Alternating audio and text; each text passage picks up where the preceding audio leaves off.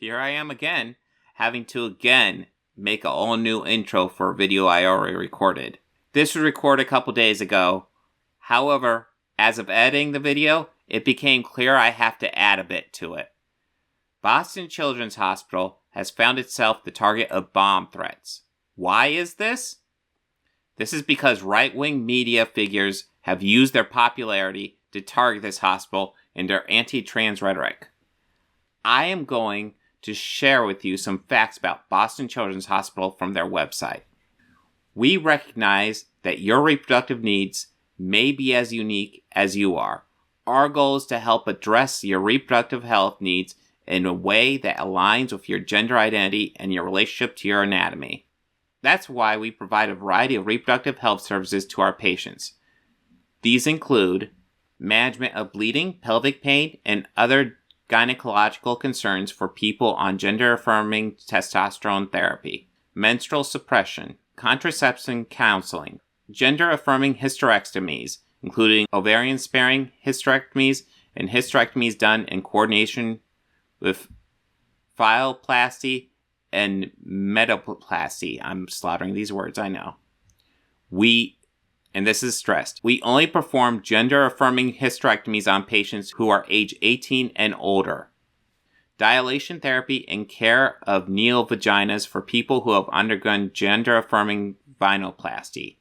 I want to stress, they are not doing any trans surgeries on anyone under the age of 18, yet right-wing scaremongers are pushing that they do. And now a hospital that takes care of children is getting bomb threats. The reason for bringing this up in this video is clear. Here is Matt Walsh on August 15th, 2022. Today on the Matt Walsh Show, children's hospitals around the country are butchering, mutilating, and sterilizing their young patients. New videos reveal just how widespread and depraved this practice is. And that brings us to an important question. What are we going to do about it? I have some ideas. I can't do it on my own, obviously. That's the point. Nobody can. But I can use my platform and resources that I have to mobilize an overwhelming national effort to save our kids from this madness, and that's what I'm going to try to do. It's really just a matter of where do we begin. Maybe we begin at Boston Children's Hospital. Once news of this broke, Matt Walsh's reaction was to release a video called "The Gender Surgeon Who Will Butcher Children of Any Age." Quite frankly, Matt Walsh might be the most disgusting person I have ever had to cover. He is a scholastic terrorist. He has a huge platform that he abuses that social media outlets allow to thrive because he makes them money. In conclusion, fuck this guy so goddamn much.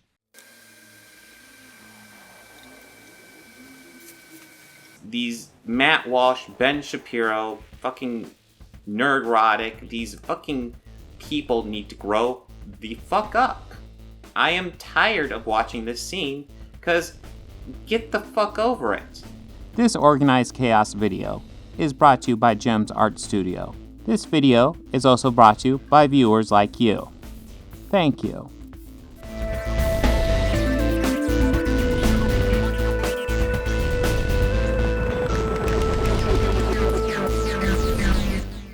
Hello again. Today we'll be covering somebody new. So I've covered Daily Wire stuff and Ben Shapiro stuff and Megan Basham stuff. I have not covered a Matt Walsh video, I believe. But I feel 100% comfortable in saying he's a complete transphobe. Listen, like a lot of these guys, I usually like to watch a few of their videos before I judge them. That being said, I've seen plenty from this guy to absolutely judge that. For no other reason than the fact that he released a whole movie called What is a Woman? That is a transphobic movie. I don't know what other evidence you need to call him a transphobe. Some women have penises, right? Some men have vaginas. I like scented candles, and I've watched Sex and the City. Yeah. How do I know if I'm a woman? He is awful. So he's done some video on the She-Hulk. And to show you how progressive it is, I'm going to switch over and we're going to see the first shot from his video on She-Hulk. And we're going to see how progressive it is. There, yes. Yes, they love to cut to shots of muscle women or men in drag for She-Hulk. I don't know which one it is we're looking at, but it's obviously the image they're going for, She-Hulk. We will see what he says. I'm going to assume this is a review because again, this came out a day after the first episode came out. So I'm going to assume he's seen the episode. Has he? Knowing my luck, probably fucking not. But you know what? Maybe he'll surprise me. Maybe I'll be like, oh, he has seen it and he has great takes and he has interesting input. He won't. He won't. This guy's awful. Actually, I believe... let's pull up this guy's Twitter description. All right, so in his Twitter description, he describes himself as a theocratic fascist. And he calls himself a best-selling children's author. If you're wondering, that is a transphobic book that he wrote as well. It's 100%. I don't remember the title of it, and I'm not going to look it up. It's disgusting, though. One morning, he came downstairs barking and clapping, wood spoons for tusks and sock fins a-flapping. He had spoons in his mouth. He was pretending to be a walrus. I'm Johnny the Walrus, he said with a roar. The wood floor's my ocean. The carpet's my shore. He's swimming around like a walrus. Isn't that silly? Johnny's mom loves her son's make-believe time. You're Johnny the Walrus till you change your mind, Mommy says. But Johnny's mom's phone said it's not just pretend. So she went on her phone, and there were people telling her that this isn't pretend. He's really a walrus. This guy is just a disgusting human being. And you might be like, he's not a movie reviewer. Why are you critiquing him? If he's not a movie reviewer, tell him to stop reviewing stuff. But let's see what he says on She-Hulk. I'm sure he'll have some base takes. So earlier in the month, it was announced that Warner Brothers would be shelving their new Batgirl film after having already spent $90 million to produce it. The move was devastating for Batgirl's fan, but it made sense from a financial perspective. Oh, you see what he did? He shot down Batgirl fan. Yeah, I'm actually confused why Batgirl was shot down entirely. Especially to be so far in production. It's actually by a lot of people who were involved with Miss Marvel, so I was interested to see what their take on it is. And to be so far into production, then shelve it, is a really weird move in my opinion. I don't understand it. Last story I heard was that it was for a tax credit. He could shelve it for a tax credit and get the money back. I don't know how you get a tax credit that's worth that much, but maybe that's it. But yeah, I do not understand why it was shelved at all. The studio realized that the film would be a massive, embarrassing flop and decided that they'd rather just take the tax write-off than cut their losses. Yes, because studios have never, ever released flops before. Jesus Christ, it's DCEU's done plenty of flops. It's part of the issue with the DCEU right now. Yeah, maybe he saw it and was like, wow, this is really bad, and decided not to release it. That's not impossible, but we don't know that, dude. Now, of course, if they'd asked me, I could have told them before they even made the movie that a movie called Batgirl would be terrible. Okay. He's just automatically saying a movie called Batgirl is terrible. That's just what he said right there. That's sexism, guys. That's what that is. Batgirl is a well-established character in DC canon. It's probably one of their more popular characters. Barbara Gordon takes on the Batman mantle and becomes Batgirl. Very famous character. Not like, probably B-list at worst. I mean, replacing Batman with a 97-pound female, it's like remaking Jaws, except with a dolphin. Okay, so fun fact. Jaws is the villain, not the hero. And why would you assume a woman couldn't be a crime fighter? There's plenty of women, especially if they train for it, who are more than capable of being fighters. UFC, is it UFC? Yeah, UFC has a women's division, dude. And on second thought, that analogy probably makes Batgirl seem more interesting than it really is. Although we'll never know for sure. Yeah, you haven't seen it. You don't know what you're talking about. You're just pulling shit out of your ass, which is what you guys normally do. The studio executives have taken the Batgirl film and thrown it into a volcano, ensuring that nobody ever sees it and it never falls into the wrong hands. But the untimely demise of Batgirl has created a void now. The public is clamoring for a new feminist superhero to step in and carry the mantle. Well, really, nobody is clamoring for a feminist superhero. Literally nobody on Earth. That's the whole reason why Batgirl ended up in the volcano. There are plenty of women who like superhero stories.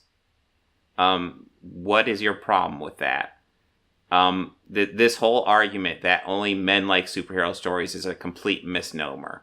Plenty of people read comic books are women, and I'm sure they don't object to having more women representation. To begin with, be that as it may, Hollywood is ready to deliver what nobody actually asked for or wanted. And this week, Marvel's new series, She-Hulk, debuted on Disney+. Even before the show premiered, the cast had already started using the Batgirl tragedy as a means of morally blackmailing both the studio and the public into supporting their project. Are you just going to say that, or are you going to have any evidence? Because I have not seen anything that could remotely be qualified as that. I don't recall anything from Marvel even mentioning Batgirl.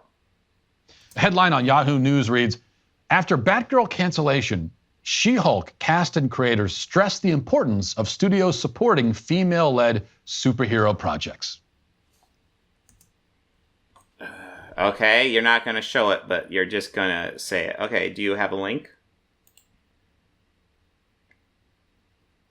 Nope. Okay, let's see what he's misrepresenting. Okay, yep, we have the Yahoo Entertainment article right here. After Batgirl cancellation, She-Hulk cast and creators stress importance of studios supporting female-led superhero projects.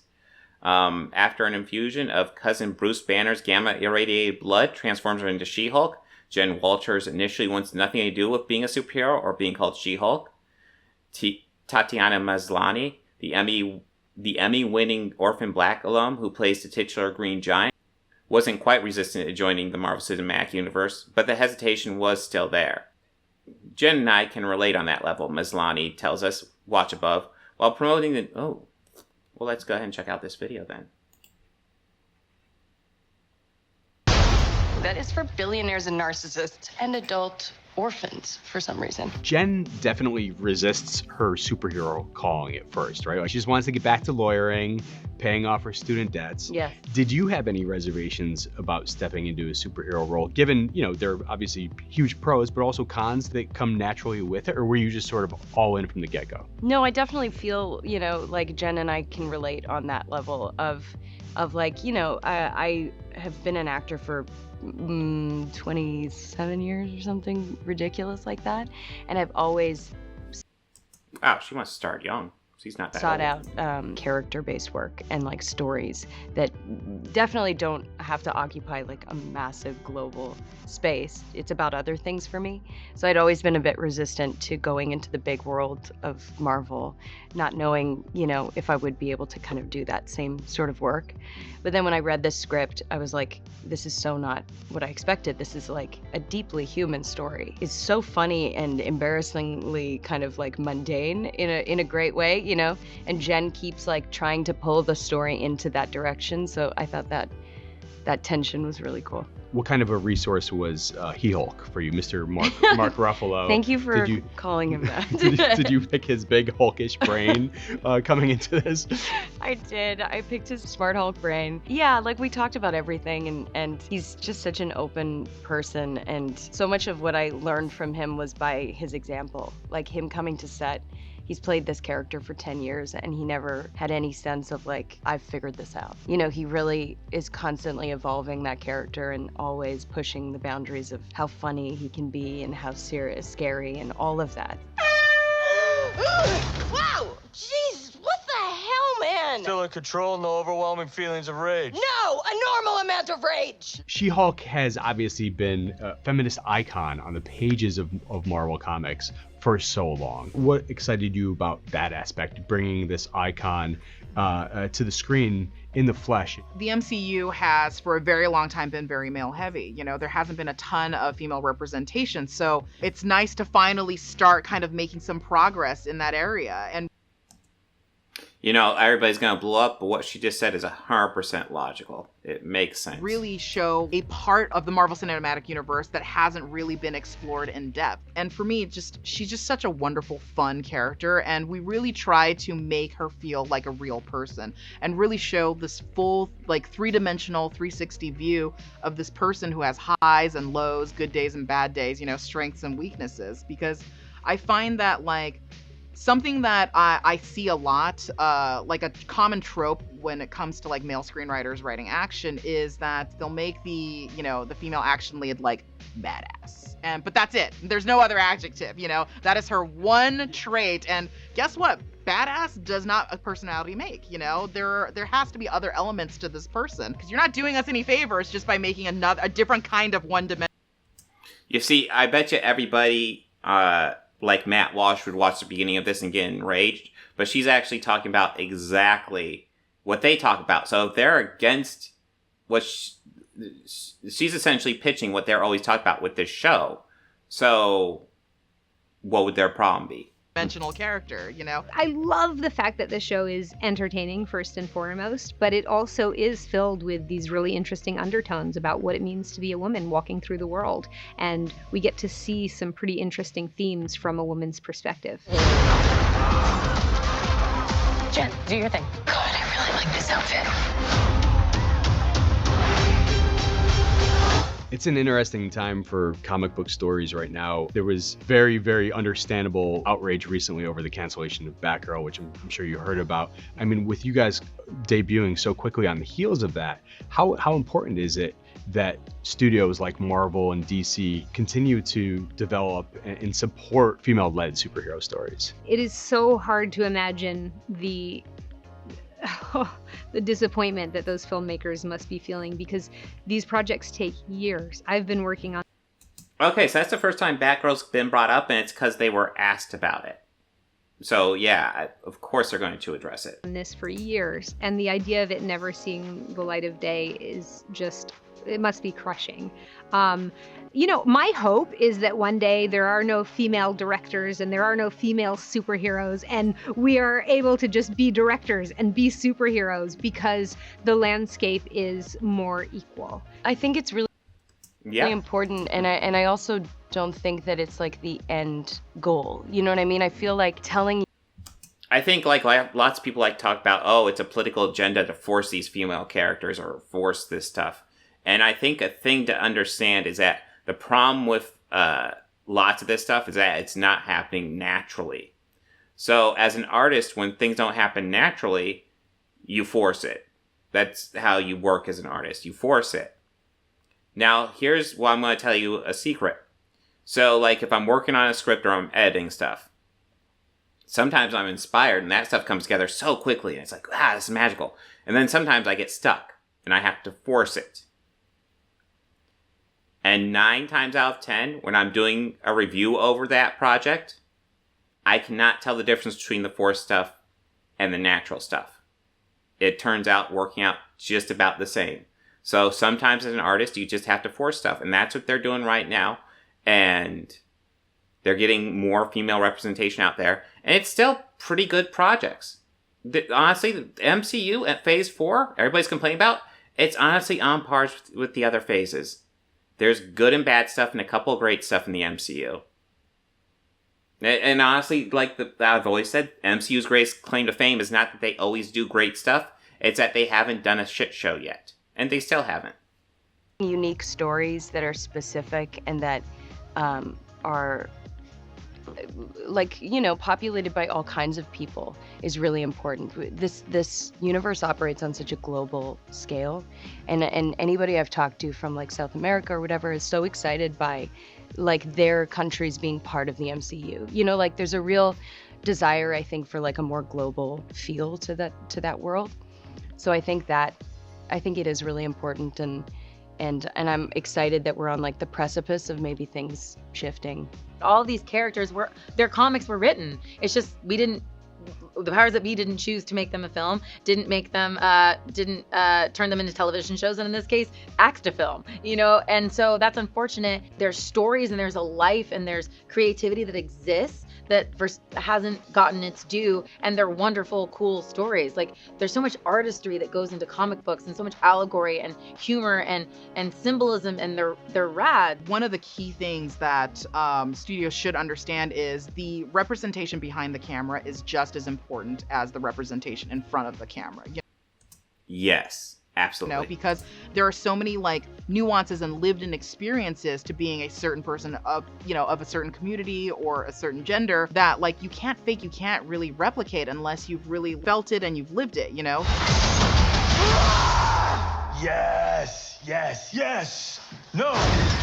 How much of a release is it to Hulk out? You have some good Hulk roars. Yeah, I mean, we all want to scream sometimes. There's daily. We should all do a daily primal scream. Yes, Sure. yes. More enjoyable days on set when you get to just scream at the top of your lungs. It is really fun to be full Hulk mode. Yeah, absolutely. It taps into something very deep. Your transformations are triggered by anger and fear. Those are like the baseline of any woman just existing. Okay, well, we'll get to the main Matt Walsh part of that here in a moment. But one thing I did also want to bring up, because it reminded me of that, was about how representation is important. And the goal for representation is you get it out there, and eventually it won't be important. You won't need it because everyone's well represented. And then representation no longer becomes an issue, and you don't have to worry about it anymore. And we just need to get to that point as a society where we don't care about representation, not because we're ignoring the fact that it's all white men, but because it's all well represented. Once we're all well represented, then we don't have to worry about this anymore. So this whole article seems to be based on, well, back to the Matt Walsh thing. This whole article is just based on the fact that one of the Yahoo guys asked the filmmaker about their thoughts on Batgirl, and they relate it back to She-Hulk because that's their job. So yeah, Matt Walsh, yeah, that's what you're making a big deal out of right now. Cool. Translation: you all better pretend to actually like this bull we produced, or you're all sexist. Well, we literally just saw the interview, dude. Someone from Yahoo asked them what they thought about the Batgirl cancellation, and they gave their thoughts. What did you expect them to do? Ignore the question?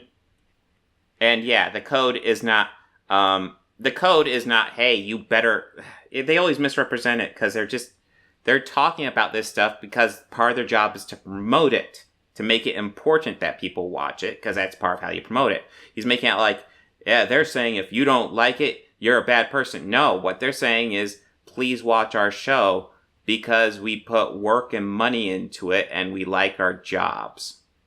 That's the hidden message between what they're saying.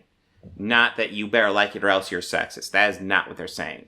The message is made clear in the article. It says, Marvel boss Kevin Feige was among the first Kevin Feige, you can't even look it up? to reach out to Batgirl directors. Yeah, because Kevin Feige is nobody knows who Kevin Feige is at this point. He's not a big name in movies right now.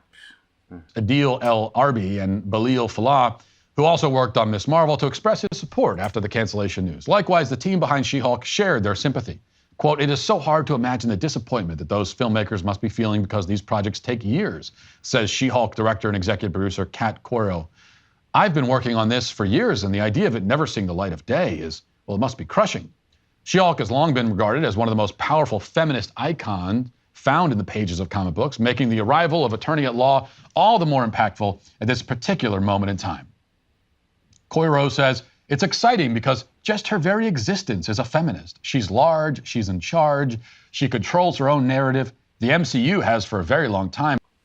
Yes, these are actors and creators who like their job and want to keep their job, so they're going to talk about things positively. Now, it doesn't mean it's good or bad. It actually doesn't mean anything. It just means they like their job and they want to keep their job. That's all it means, dude. Been very male heavy. There hasn't been a lot of Well, that's true. It has been super male heavy. You're stupid you're blind if you haven't been noticing female that. representation. So it's nice to finally start making some progress in that area.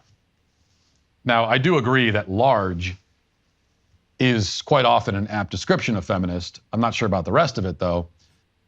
Oh my God. Wow, this guy's bad. In any case, the blackmail worked, and She-Hulk, despite being Blackmail? They were asked about in an interview and they gave a response, and that's blackmail now. Holy shit. just as humiliatingly terrible as Batgirl would have been, was allowed to debut and be. He hasn't seen Batgirl, but I'm sure he'd bash it too. I'm really interested to see Batgirl. I suspect at some point it will come out on like HBO Max or something. It might take years, but I suspect it will come out at some point. Seen by literally dozens of people. One particular clip from the show's premiere has been making the rounds online, though, helped by the IMDb Twitter account, which tweeted the video with the caption, "Ahem, say it louder for the people." Ugh. He's just gonna complain about this goddamn scene again, isn't he? He didn't watch it. Ugh. On the back. The clip shows She-Hulk lecturing regular Hulk.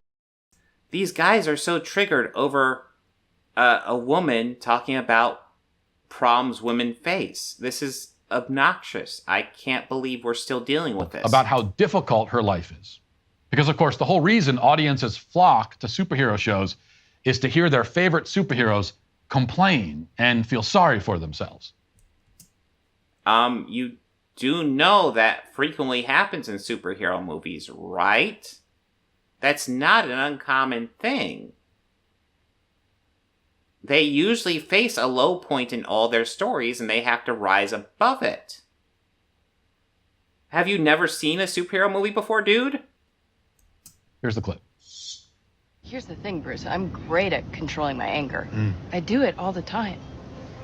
But when I'm catcalled in the street, when incompetent men explain my own area of expertise to me, I do it pretty much every day, because if I don't, I will get called.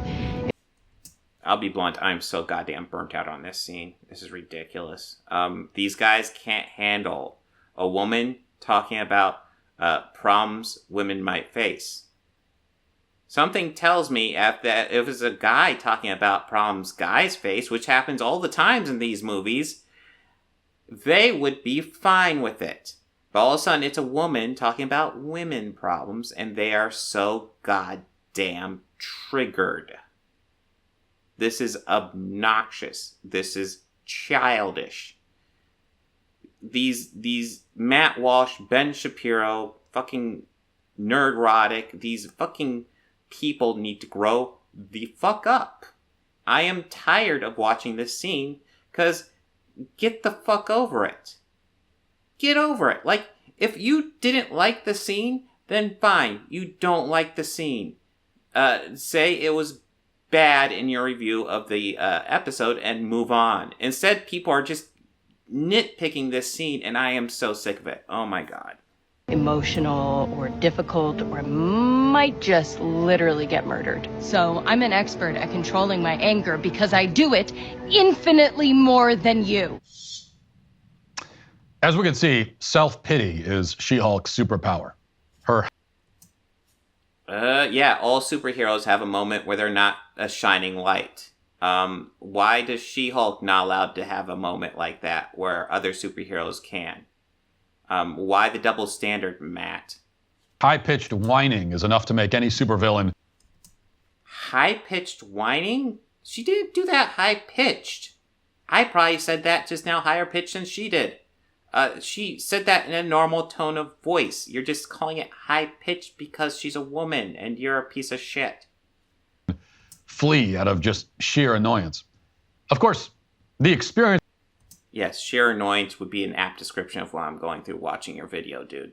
As she describes in that monologue, which was apparently curated from a Twitter thread written by a Jezebel blogger, are all, at worst, mild annoyances. I mean, if those experiences are the worst hardships in your life, then you have led an exceedingly privileged existence. I missed the part where she said this is the worst hardship of my life. These are just examples of her having to learn how to deal with her emotions. She's giving off examples of things that piss her off every day. Yes, they're mostly minor nuisances, but she deals with them every day. Minor nuisances dealt numerous times can get super annoying. It stacks up, dude. Your inability to empathize with this point of view at all is actually quite telling of the type of person you are. Existence. And trying to explain why her life is so much harder than Bruce's, She-Hulk can only mention the trauma of receiving unwanted compliments and of having her credentials. Unwanted compliments. Is that what catcalling is? Is that what that is? Is that So yeah, are you saying all cat calls should be welcome because they're complimentary? Is that your argument? So yeah, I guess he's probably just gonna defend toxic men too. Yeah, you guys are just giving compliments when you do cat calls. What's up with that? I mean, Ben Shapiro defended him, but at least his argument was, hey, that's bad, but isn't this worse? Your argument appears to be, these guys are awesome. Let's see where you go. Question. And she then says that she can't complain about these experiences because if she does, she'll be insulted or murdered. The interesting thing about this claim is that it's not only delusional and insane, but also self-negating. She clearly has no problem complaining and is quite eager to do so.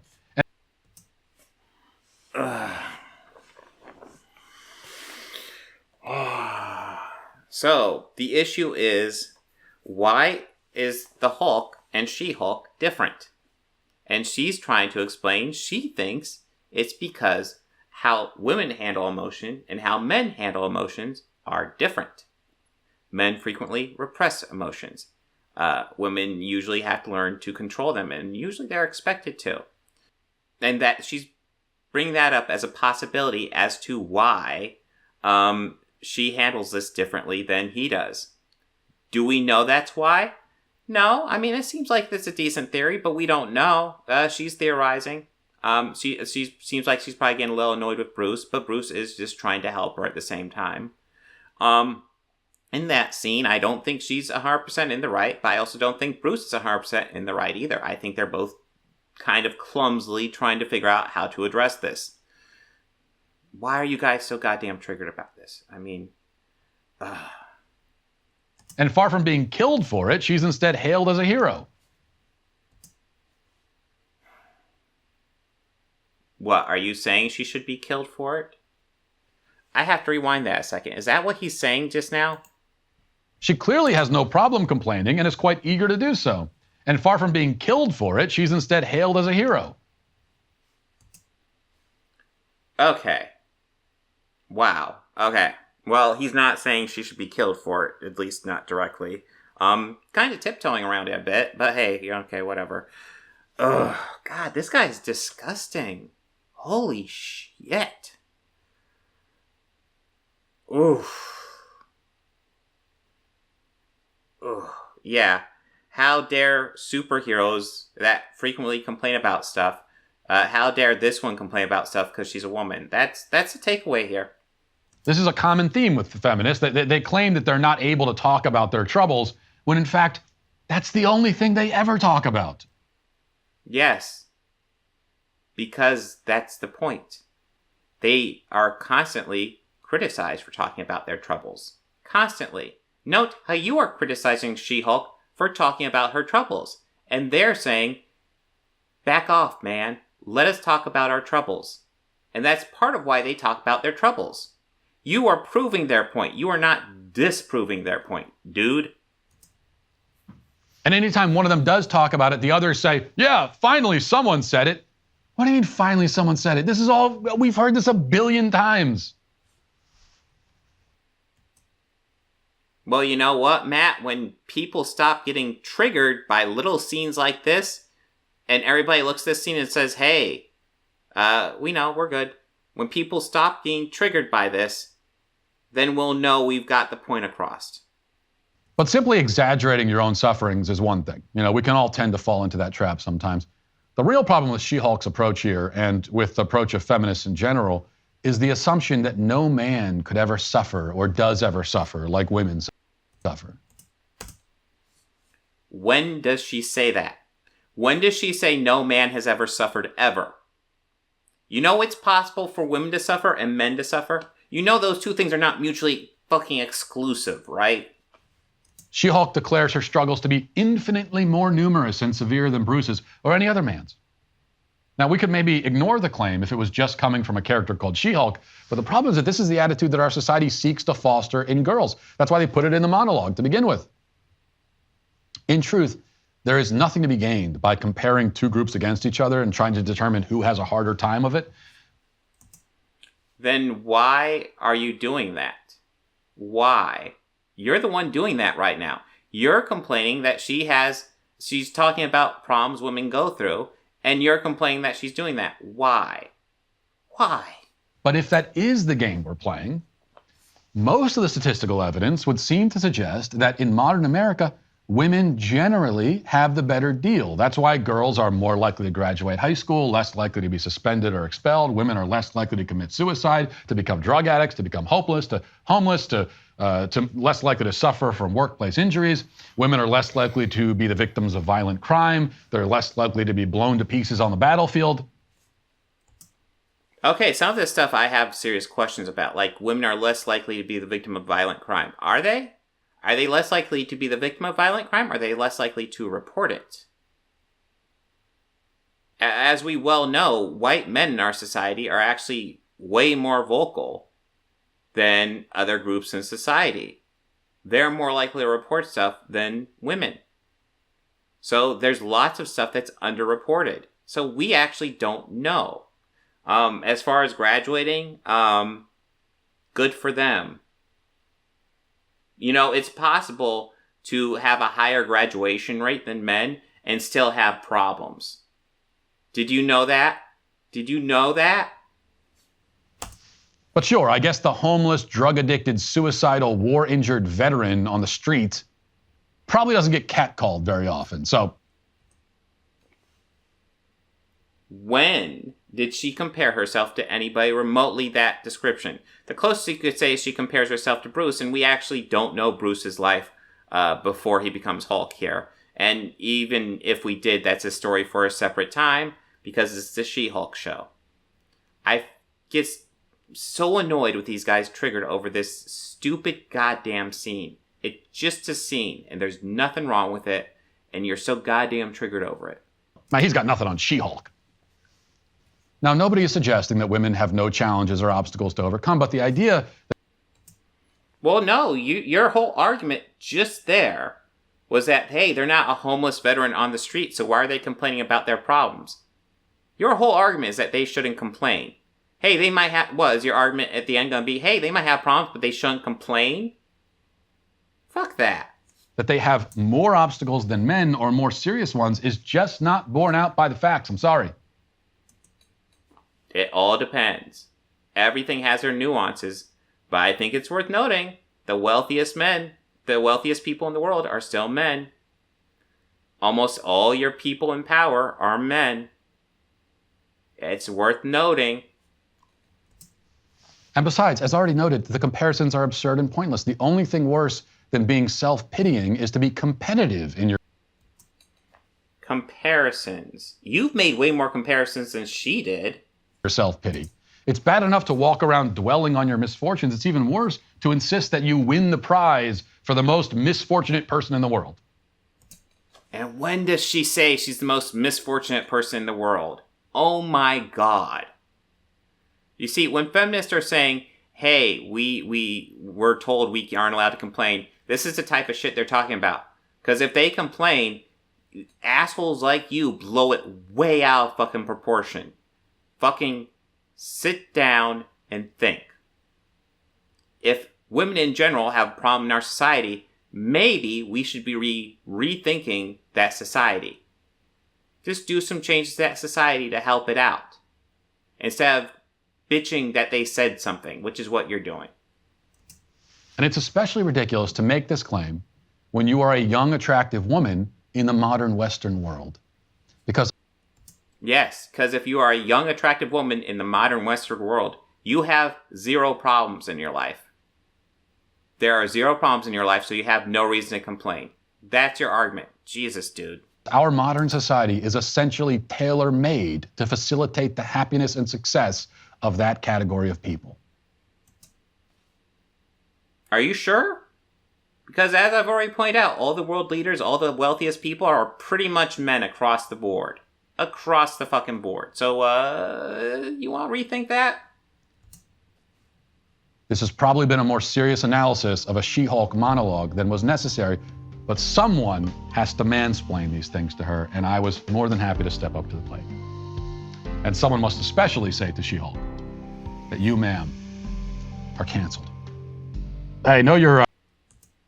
Wow, God, he is a piece of shit, isn't he? That was just atrociously bad analysis of one goddamn scene, because of course he's not going to watch the episode because he sucks. Wow. Holy shit. Sexism, yeah. I didn't get any transphobia there, so hey, he just hit on the old sexism angle, so good on him. But yeah, I don't think I've ever sat down and watched a whole Matt Walsh video before, and now I see how just awful he is.